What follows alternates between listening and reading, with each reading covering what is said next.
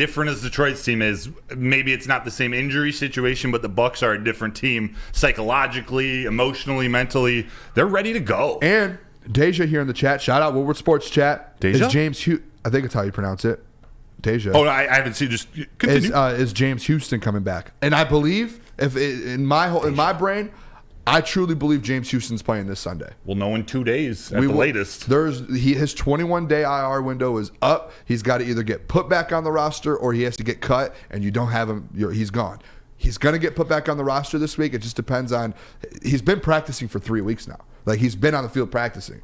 So there's no way I can't see him not playing on Sunday and getting snaps. The thing about the Bucs, to me, similar to the Lions, like they're a gritty team. They're a team that was picked. I thought they were going to be one of the bottom 3 teams in the entire NFL. Remember in training camp, there were clips of Kyle Trask and Baker Mayfield not being able to hit the receivers. Braylon went to the Jets training camp for Hard Knocks, and they were playing the Bucs, so we got to link up. I think it was Mike Evans, and basically, like, without saying the words, he was like, get me out of here. Like, I don't know what's happening. It was a mess. Do you guys remember about when the trade deadline was approaching? Do you remember what the conversation was? Get Mike Evans to Detroit. Because they're going to sell because they're doing so bad. Hey, give him a 3rd or 4th round pick. We'll take Mike Evans and we'll get him off your back and we'll take him for a rental or we'll sign him. Like, that was a legit conversation. I remember on socials, like, we were that was getting pushed out there was Mike Evans to Detroit. And there was conversations about, like,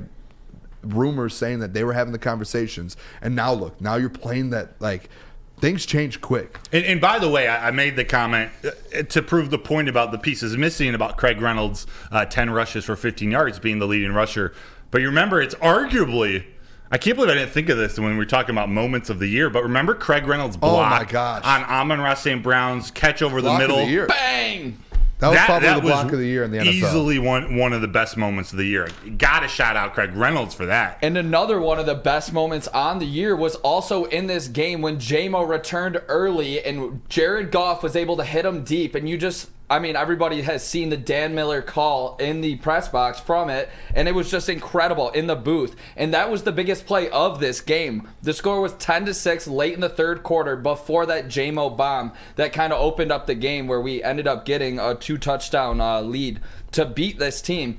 But to your point earlier, Broder, Craig Reynolds and D-Mont had 16 carries for 29 yards.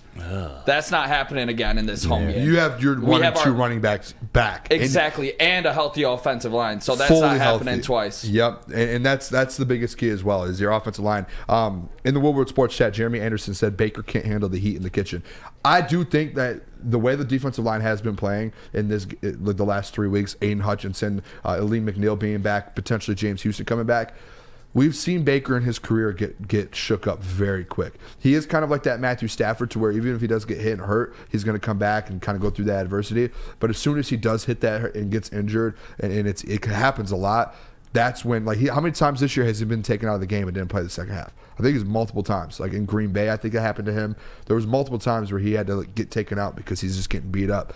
Yeah. That's the biggest key. I think the trenches, winning the defensive line battle, and on the other side, the running backs and offensive line, you win this game. And maybe, like how everyone's saying, a little blowout. Yeah, that's definitely key, because in the last game they played against the Bucs, they only got 1 sack on him, and I think that was Julian Okwara that got that sack. So that's going to be the key to defeating Baker Mayfield. If you rough him up, get in his face, he starts to make bad decisions. He starts to get a little erratic. So you definitely want to do that. And the defensive line has been night and day difference, though, since like earlier in the year to now.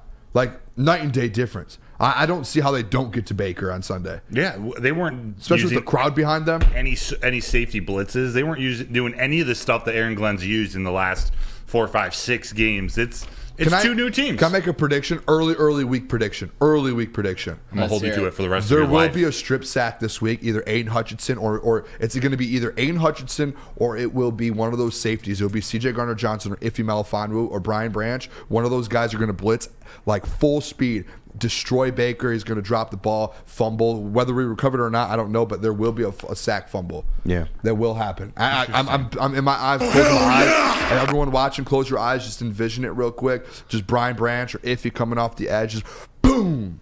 If you want to go full visualization, just think after it happens, the next week on social media, Vikings fans are going to come out of the woodwork and start talking about it as a dirty play. Oh my God, they're the absolute worst. AC Same with said the Rams strip fans. sack for 6. I would love that, baby. Hey, I would welcome. love that. Aiden Hutchinson, Iffy Malfanu strip. Aiden Hutchinson picks it up and runs it to the end zone. Tutty. Oh my gosh. That'd be perfect to welcome James Houston back for his first game since week 2 with a strip sack on Baker in the playoffs. Ford Field erupts. Oh my God. They Yeah. light off the fireworks. Let's go.